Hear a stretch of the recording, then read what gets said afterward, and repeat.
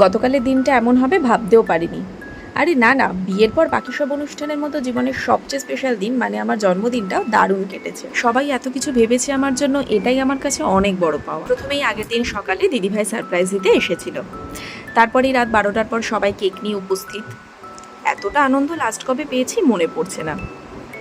তারপরে মজা করে কেক কাটলাম। ক্র্যাকারটা হঠাৎ এমন করে জ্বলে উঠলো, বেশ ভয় পেয়ে গেছিলাম। তারপর সবাই একে অপরকে কেক খাওয়ালো। আর শুধু কেক খাওয়াই নয়, আমার জামাইবাবুর মতো মানুষ যেখানে আছে সেখানে কেক মাখানোও হয়। তারপরে এইভাবেই কেক ফেসিয়াল হলো। তারপর জন্মদিনের দুপুরবেলা দুই শাশুড়ি মিলে এই এত কিছুর আয়োজন করেছিল। আর আমার ননদিনীও পিছিয়ে নেই, তিনিও সুন্দরভাবে সবটা সাজাতে ব্যস্ত হয়ে উঠেছে। তারপরে মা এক এক করে ভাজাগুলো সাজিয়ে দিল।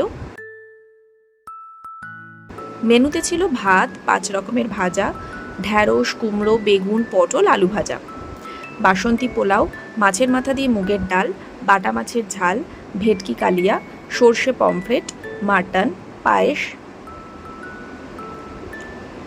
আর ছোটো মার হাতের বানানোরই স্পেশাল কাস্টার্ড, যেটাকে আমি কেকের মতো করে কাটলাম।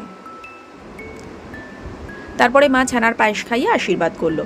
তারপর আর কি, কবজি ডুবিয়ে খাওয়া দাওয়া শুরু হয়ে গেল। আর দুই রন্ধনপটীয়সী রান্না বলে কথা, জাস্ট অসাধারণ ছিল খাবারগুলো। এর মাঝে দুপুরবেলা বাবা মার কাছ থেকেও ঘুরে এসেছিলাম। তারপরে সন্ধেবেলা তিথি আমার ফেভারিট কালারের গোলাপ ফুল, ডেয়ারি মিল্ক আর এই মিনি কেকটা নিয়ে সেলিব্রেট করতে এসেছিল।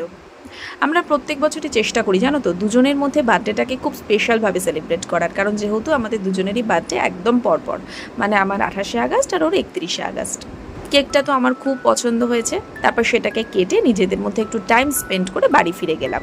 ও মা, বাড়ি ফিরেও দেখি শেষ নয়, ঘরের লাইট জ্বালিয়ে দেখি দুই ভাই বোনে মিলে এই অবস্থা করে রেখেছে। ভীষণ অবাক হয়ে গেছিলাম, আর তার সাথে অনেকটা অপ্রত্যাশিত আনন্দও হচ্ছিল।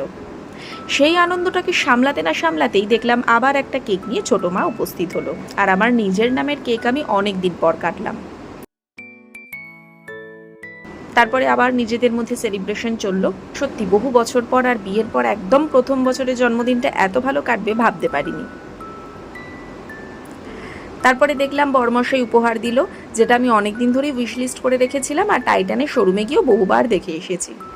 স্মেল নিয়ে তো কোনো কথাই হবে না, আর অবশ্যই লং লাস্টিং।